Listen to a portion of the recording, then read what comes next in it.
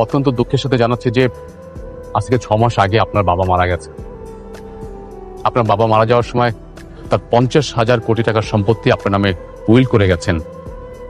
আর আপনি যখন ওই অফিসে গিয়ে দায়িত্বটা বুঝে নেবেন তখন এইসব মিটিং আপনি প্রিজাইড করবেন। আমি তাহলে আসি ম্যাডাম। বৃষ্টি ম্যাডাম তো খুব টেনশন আছে, উনি তো অসুস্থ হয়ে যাবে স্যার। বুঝতে পেরেছি। কি ব্যাপার অনিক, তুমি মেঘলাকে ডিভোর্স কেন দিচ্ছ না? শোনো, তোমার এত কথা আমি শুনতে চাই না। 2 দিনের মধ্যে তুমি মেঘলাকে ডিভোর্স দিবে, এটাই আমার শেষ কথা। ও অনেক একটা সুখবর আছে।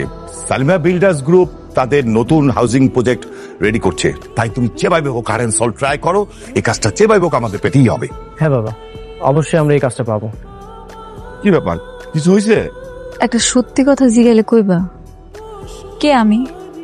আমার পরিচয় কি? আমি কি আসলে তুঙ্গ সন্তান? ওরে আমরা ছোট থেকে পাইলে বড় করছি না, আমরাই তোর বাপ মা। আম্মা, তুমি মাত্র কি কইলা? তুমি আমার জন্ম দাও নাই? আরে কখন কি কইতে হবে না কইতে হবে সেই সময়টা বুঝো না। এই কার্ডটা নিয়ে আমি ব্যাংকে যাব, আর ব্যাংকে গিয়া দেখমু কে আমার নামে এতগুলা টাকা লিখে রেখে গেছে। কি আমার আসল পরিচয়? এখানে সব ডকুমেন্ট আছে, আপনি একটু চেক করে নেন। Okay sir. আসসালামু আলাইকুম স্যার। ওয়ালাইকুম আসসালাম। কে আপনি?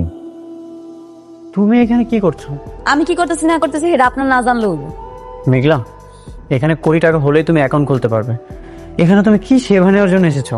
আমি আপনার লগে কোনো কথা হইতে চাইতেছি না। আমার অ্যাকাউন্টে কত টাকা আছে? স্টপ। হাউ ডিয়ার, আপনি এখানে আসছেন?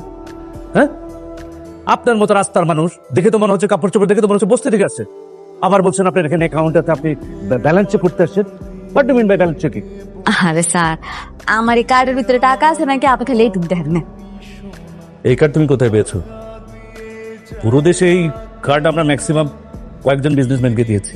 মেঘলা, হয়তো কোনো প্রতারক তোমাকে এই কার্ডটা দিয়ে ফান করেছে, আর তুমি এখানে কার্ড নিয়ে চলে এসেছো। ফলটা তো অ্যাকচুয়ালি আপনাদের। এরকম আজেবাজে মানুষদের আপনারা কেন ব্যাংকে ঢুকলেন? সিকিউরিটি, সিকিউরিটি, ওকে বের করে দিয়ে আসো, যাও। আর কোথায় যাবো তোমরা? এইসব বসতে ফকিনীরা কিভাবে অফিসে ঢুকে? কারণ স্যার, আপনার যেহেতু বিশ্বাস হইতেছে না, তাহলে আমি শালিমা বিল্ডার্স গ্রুপের ম্যানেজারে একটা কল দিই, তাহলে সব ঠিক হয়ে যাবে।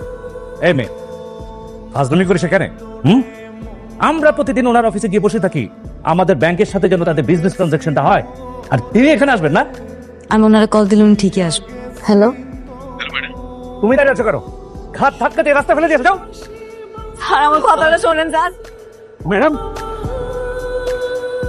আপনি ঠিক আছেন তো? এই হাত ছাড়ুন, হাত ছাড়ুন। আপনি জানেন? হ্যাঁ, আপনি কাকে ফকি বলছেন? আপনি জানেন উনি কে? না স্যার, কেউই। আমাদের কোম্পানির একমাত্র মালিক শালিমা সরোয়ার চৌধুরী। আসলে ওনাকে দেখে তো সেরকম কিছু মনে হয়নি। ওনার পোশাক আশাক দেখে তো মনে হচ্ছে ফকি কিংবা রাস্তা থেকে উঠে এসেছে কোনো বস্তির লোক। আপনি সরি বলুন, উনাকে সরি বলুন। Sorry madam.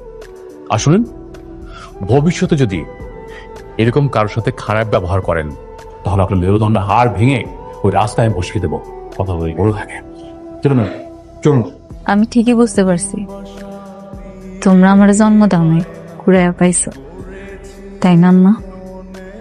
বাদ দেন আমার, থাক এগুলো হলো বাদ দে।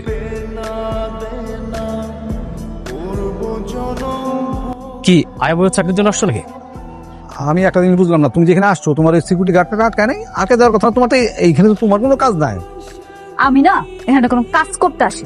এই শুনেন, আপনি জানেন এটা কত বড় একটা কোম্পানি?